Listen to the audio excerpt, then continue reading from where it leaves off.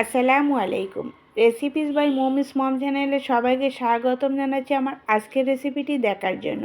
Noodles কিন্তু আমরা অনেকেই অনেকভাবে রান্না করে থাকি, তবে এই পদ্ধতিতে যদি আপনি বাড়িতে একবার রান্না করে খান, আমার কাছে মনে হয় না আপনি অন্য কোনো পদ্ধতি ফলো করবেন।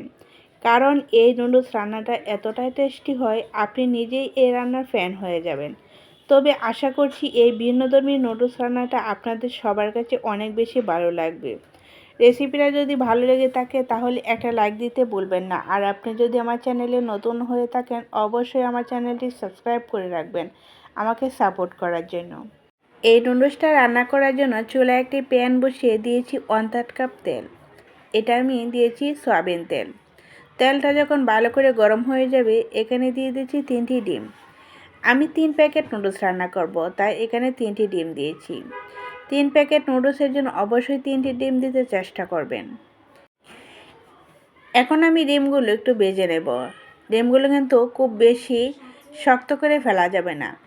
চুলার আঁচটা মিডিয়ামে রেখে ডিমগুলো ভেজে নিতে হবে আর কিছুটা ভেঙে দিতে হবে। এখন দিয়ে দিচ্ছি এখানে কিছুটা লবণ। স্বাদ মতো লবণ দিয়েছি, পরবর্তীতে আরও কিছুটা লবণ অ্যাড করব।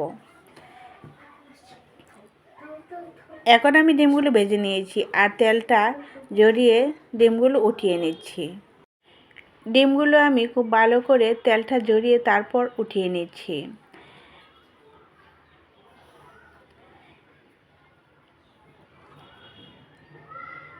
যেই তেলের মধ্যে আমি ডিমটা ভেজেছিলাম ঠিক এই তেলের মধ্যে আমি দিয়ে দিচ্ছি একটি পেঁয়াজ।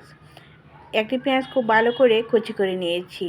এখন আমি পেঁয়াজটা ভালো করে তেলের মধ্যে ভেজে নেব যতক্ষণ পর্যন্ত পেঁয়াজটা ব্রাউন কালার না হয়। পেঁয়াজটাও ভেজে নেওয়া হয়ে গেছে। এখানে দিয়ে দিচ্ছি 3-4টি কাঁচামরিচ ফালি। জালটা আপনাদের পছন্দ মতো করে দিতে পারবেন, কিন্তু আমি যে পরিমাণে জালটা দিয়েছি এই পরিমাণে জাল সবাই খেতে পারবে। দিয়ে দিচ্ছি একদম ছোটো সাইজের 2টি টমেটো। আমি এখানে পাকা টমেটো ইউজ করেছি। টমেটোগুলো কিউব করে কেটে দিয়েছি। তেলের মধ্যে 1 থেকে 1.5 মিনিট টমেটোগুলো আমি ভেজে নিচ্ছি। টমেটোগুলো কিন্তু কিছুটা সফট হয়ে গিয়েছে। দিয়ে দিচ্ছি গাজর কুচি।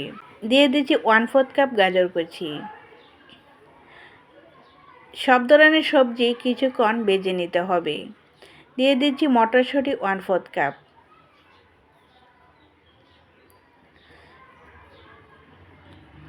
মটরশুঁটিটা দিয়েও আমি আরও 2 মিনিট ভেজে নেব।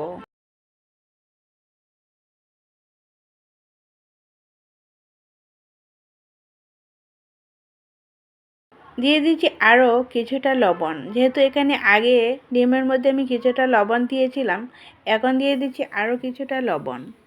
এখানে আমি সয়া সস দেবো, সেই জন্য লবণটা কিন্তু বুঝে অ্যাড করতে হবে। এখন দিয়ে দিচ্ছি যে ডিমগুলো আমি ভেজে রেখেছিলাম ওই ডিমগুলো দিয়ে আবারও 1 মিনিট ভেজে নেব।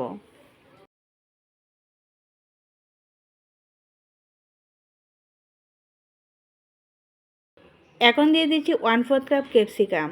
আমি এখানে গ্রিন কালার ক্যাপসিকাম ইউজ করেছি। আপনাদের হাতের কাছে যেই কালারই থাকে ওইটাই দিতে পারেন, কোনো সমস্যা নেই।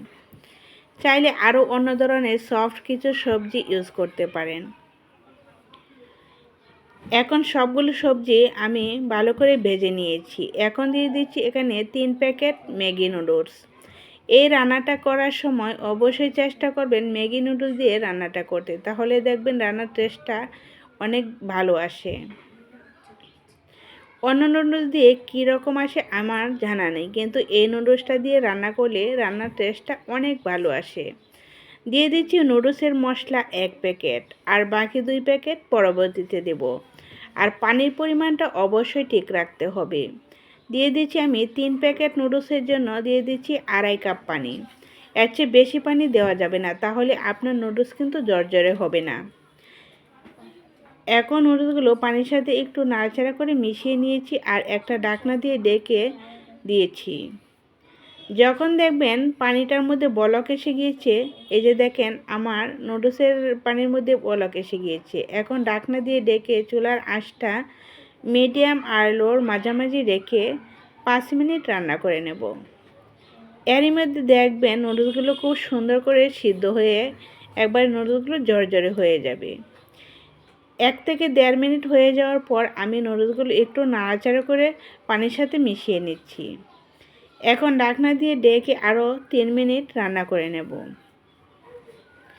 5 মিনিট রান্না করার পর নুডলসগুলো অনেকটাই জর্জরে হয়ে গিয়েছে।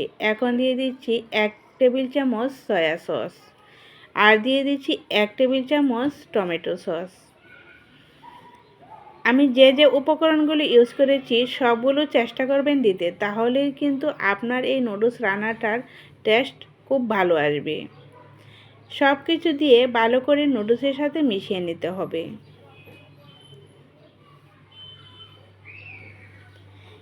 এখন দিয়ে দিচ্ছি বাকি যে 2 প্যাকেট মশলা রেখেছিলাম, ওই 2 প্যাকেট মশলাগুলো আমি দিয়ে দিচ্ছি। দিয়ে দিচ্ছি 2 টেবিল চামচ ধনেপাতা কুচি। নামানোর ঠিক আগ মুহূর্তে কিন্তু মশলা আর ধনেপাতাগুলো দিতে হবে। এই রান্নাটার মধ্যে অবশ্যই চেষ্টা করবেন ধনেপাতা দিতে, তাহলেই কিন্তু দেখবেন আপনার রান্নারটার টেস্ট দ্বিগুণ বেড়ে যাবে। এখন আমি এই নুডলসটা রান্না করে চুলা থেকে নামিয়ে নিচ্ছি, আর দেখেন নুডলসটা কত ঝরঝরে হয়েছে।